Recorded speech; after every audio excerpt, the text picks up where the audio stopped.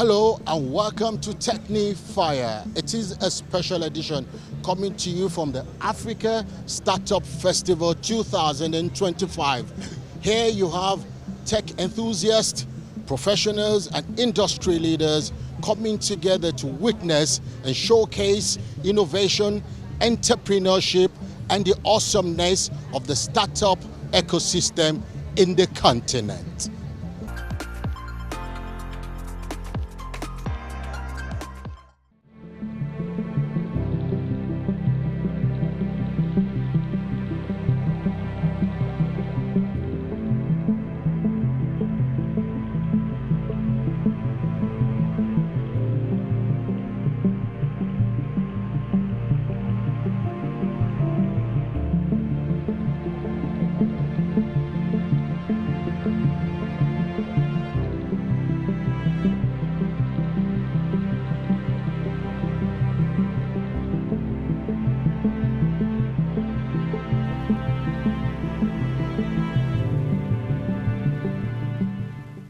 But I think it'll be a good question to ask here.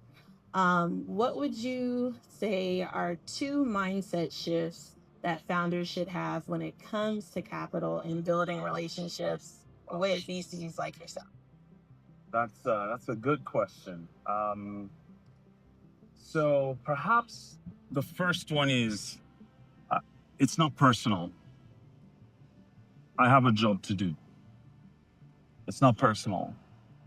Some founders take no very personally, and it's such a disappointment when I see it happen.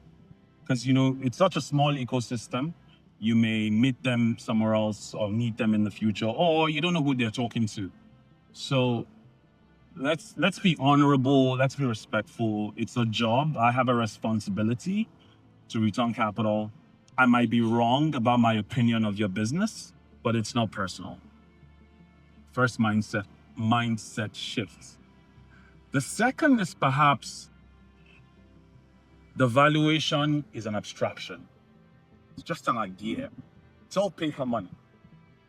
What really matters is getting the capital that you need and managing your dilution.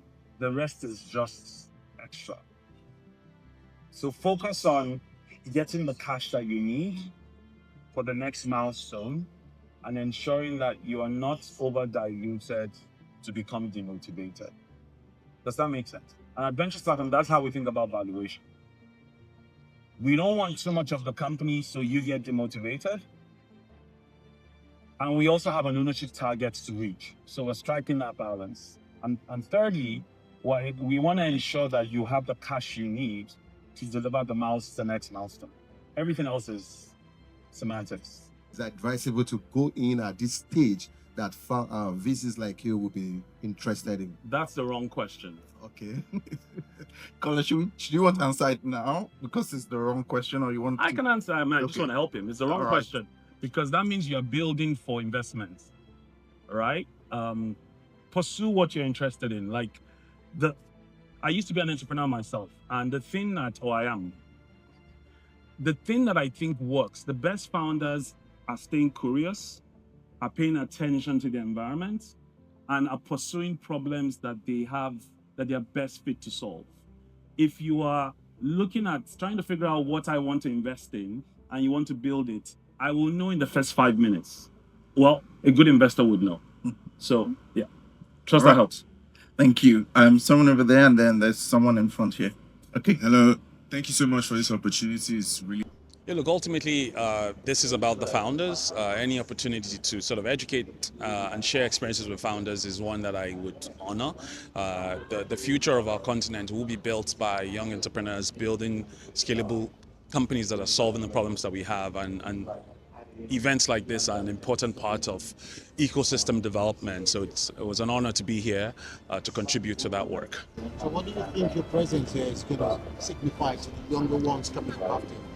Well, look, I can't take credit for anything. I hope that it inspires them. I hope it teaches them, and I hope it sort of encourages them to keep building, right? Because you've got to build something that makes an impact in the world, and I hope that it leaves that impact on the young people here today. I was moderating a session with Colino, who's the managing partner at Ventures Platform, and we were really there to discuss the investment landscape and how the startup ecosystem has matured over the years and what data is providing the evidence that it has matured, and effectively help the founders who are in the audience to understand the kinds of things that investors are interested in. The ones that listen to you today, what do you think the message they will take from you, and what do you think this would do to the future?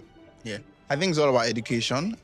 These kind of events are really good for education. They're really good to make sure that people understand what they're going into. They understand the investor mindset. They understand the right builder's mindset. So just helping people appreciate the market that they're going into and what challenges lay ahead of them, I think that is the biggest impact, and that's what people should take away from this. Scott, can you share your thoughts around how realistic would it be for Flutterwave or for any other company, probably in your portfolio, to go on the Nigerian Stock Exchange? After here, I was out and see going on the startup now outside.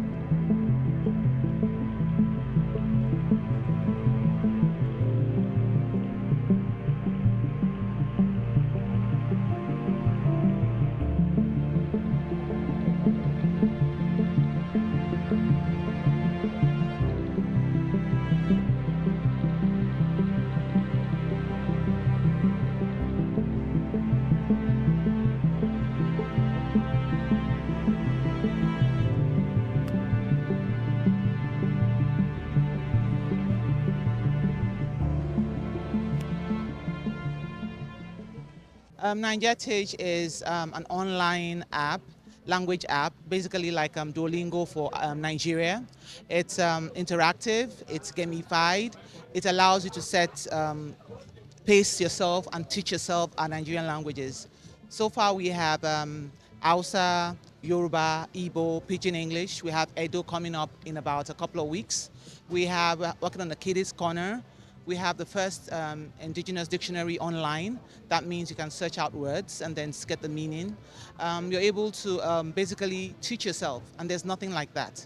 It's interactive, so you answer questions, you have a leaderboard, you know where you are at, and then you can gauge yourself, add on your information, and even do research with it.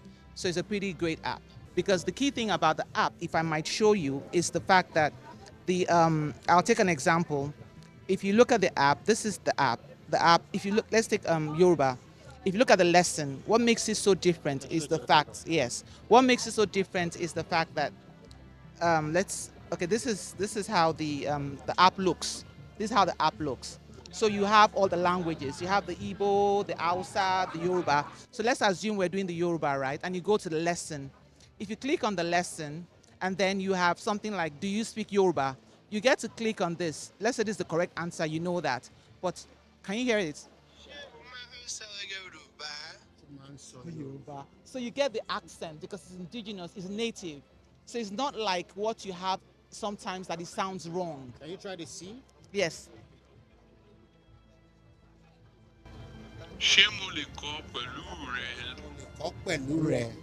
So, but now, if you do this, because this is wrong, it will tell you retry.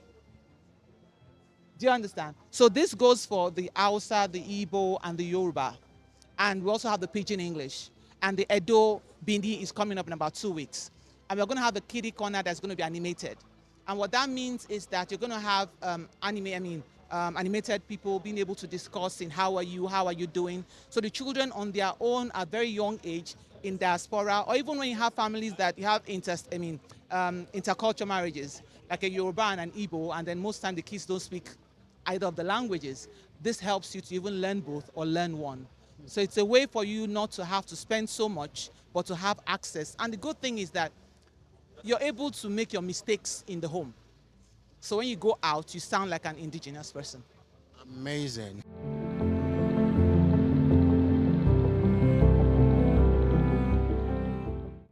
Apparently the name got me, Musa. Where did you get the name? Is it Hausa name, right? Or what is it? It's an African name because the richest man in Africa was called Mansa Musa. That's where we got it from.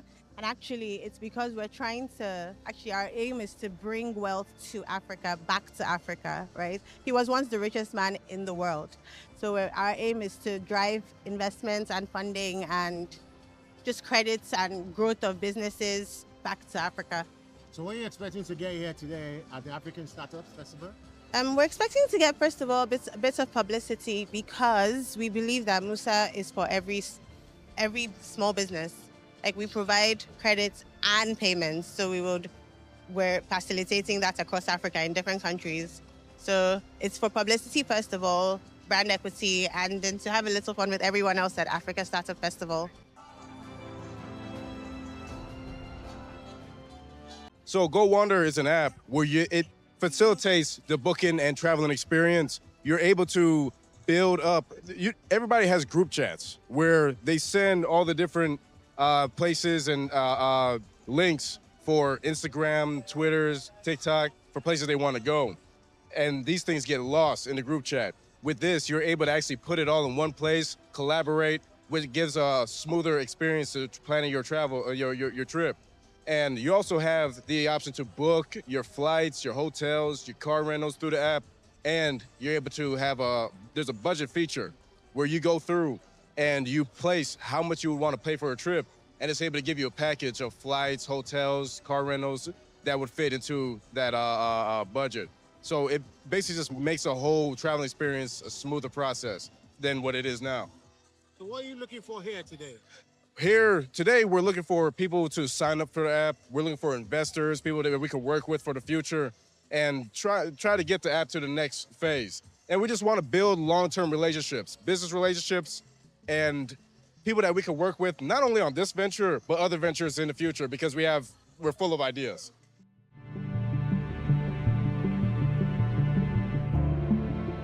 Anything concerning inflows of finances, we can help customers that solve those solutions. And if you need a customized services for your board or for your businesses, just come on board. Our website is useboard.com, where that of one app is oneapp.online. So just visit our website and then we get to know much information about it. What are you expecting to gain here today? Actually, we are here to meet some beautiful investors too that needs our services too, because we also have APIs too, different kind of APIs. So if you're a business or you are into fintech and you need any kind of APIs, please come on board. We'll give you that.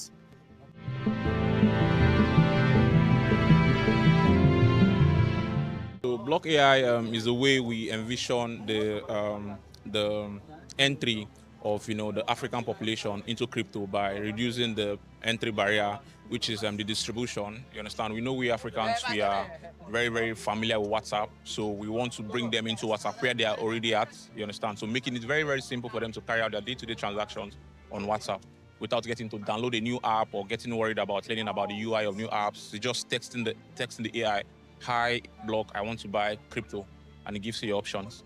That's simple. Simple as that. Okay. Yeah. So this is a Nigerian I mean, if I say it's Nigerian, I'm limiting myself, right? Because it's a very, very big market, and we are also looking at getting into cross-border payments in the future. So I would say it's a Pan-African product. Yes, coming from Nigeria. Yes, exactly. Okay. Yeah. So what are you expecting to get here today? So basically, I'm here to, show what we are doing, basically get more information, get feedback to validate what we are building, get to talk to people like we are doing now, because I don't know where this is going to get to, right? So getting to meet new persons, getting to hear different perspectives. So it's not about building and having confidence in what you're building, it's about, because you're not building for yourself, right? You're actually building for people. So we need to be out there, get feedback, get to understand, because I know there are much more professionals here. So they're like, hold us to the neck and tell us, what are you doing? How are you doing this? How are you doing that? Because I just spoke to the Zara marketing lead and he asked me some questions, gave me like some feedbacks on what we are building already. So that validates actually what we are doing, and says that we are here to get very good information from the people.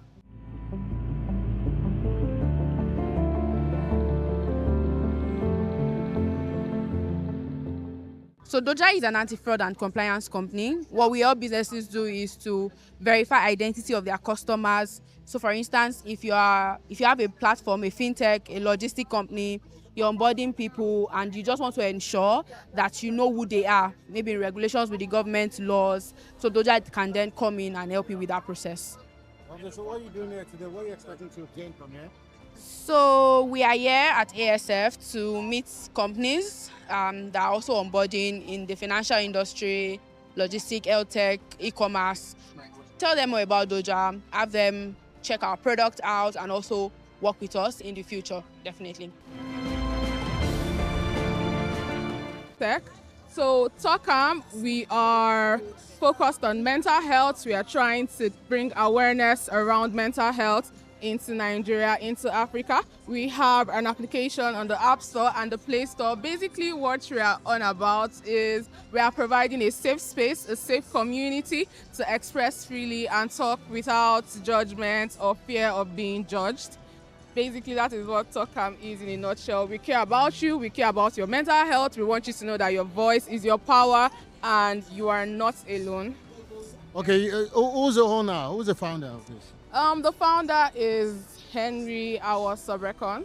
Yes, that's the founder. Yes, he's a Nigerian from Rivers State, Port Harcourt, Nigeria. So yes, we are in Africa. We are building in Africa for the African market, and we are definitely trying to scale globally. So yeah. Wonderful. So what are you expecting to get here today? Today at the African Startup Festival, we are looking to connect with a lot of people, several people, to basically spread the gospel of TalkCam and let people know that a product like this, a wonderful product like this is in Nigeria and it is built by Nigerians. And we're trying to also spread awareness around mental health because we realize that it is something rarely talked about. So we hope that by exhibiting today, we are able to do our own quota by bringing the much needed awareness around surrounding mental health to Nigeria and Africans, at a larger scale.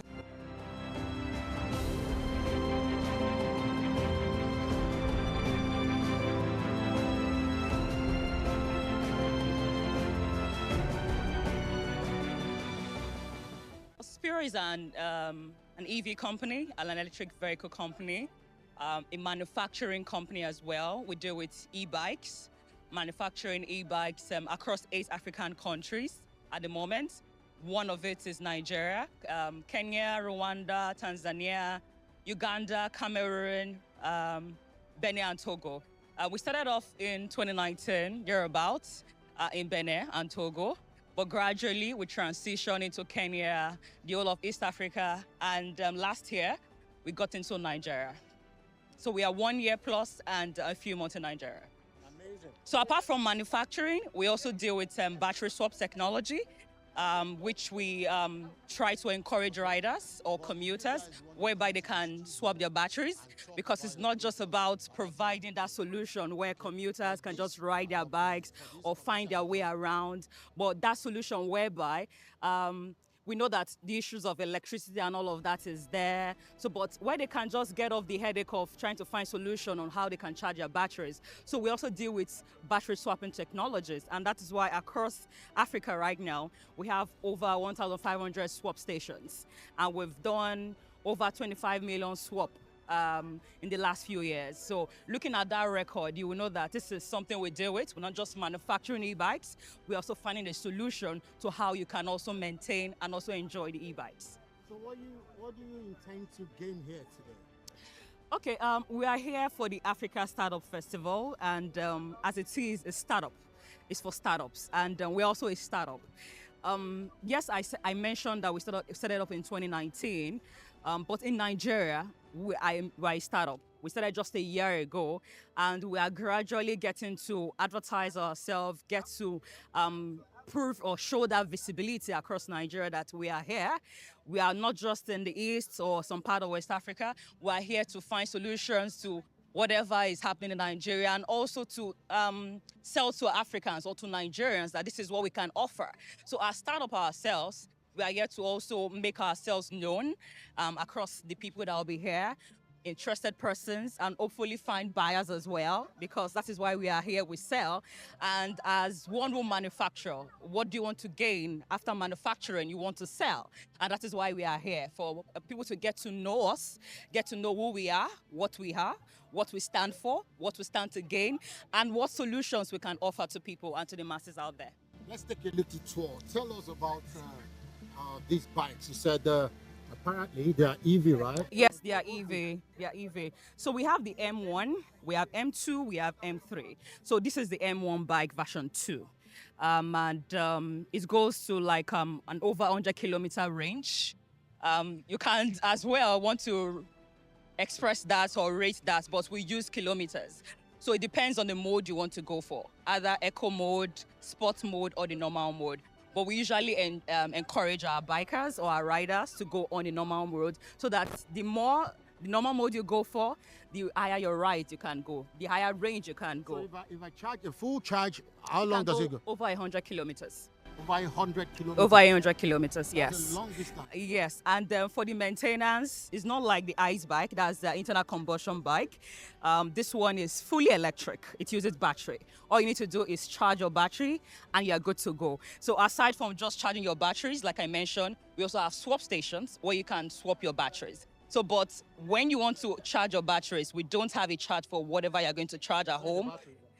This is the compartment. Okay, this is where the battery is. Okay. Yes. Okay. So what's this? it's the same. It's the same. Yes, the same. So, but this one, yeah, we have different colors. So, while this one is for the elites, we call it for the elites because we have a partnership with one of Africa's best, Davido, and yes, it's a Davido signed bike, and it is for the elites because it is a power bike. And this one goes for over 250 kilometers. It can take you to Ibadan and back without, on full charge. Full charge, 250 kilometers. So, yes, it can go. Even maybe go as far as beyond Ibadan. So that's the range. And the features this one has is way higher than this. So that's why the price range for this is also higher than this. This goes for 12 million. While this one goes for 1.750 million naira. So this one is for commuters, this one is for delivery, logistics, and also personal use as well. Amazing. Yeah. For the maintenance, like I mentioned, 40% it saves you. You don't need to change engine, you don't need to change oil, you don't need to change some major parts. Just charge and move. That's just it. That's economical, right? Yes, very economical. Cost saving. Cost savings, 40% cost savings.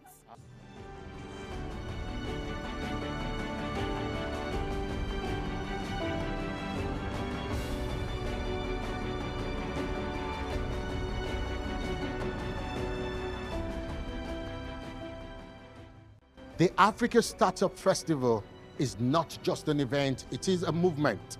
It underscores the potential of African innovation and the importance of collaboration in driving growth in the world of emerging technologies. And this is where we draw the curtains on this episode of TechnyFire. You can reach us via Dakbo at ruajoy@technyfire.net. Also 08163 595054. Thank you very much. I am Dakbo Arua Joy. See you next time on TechnyFire.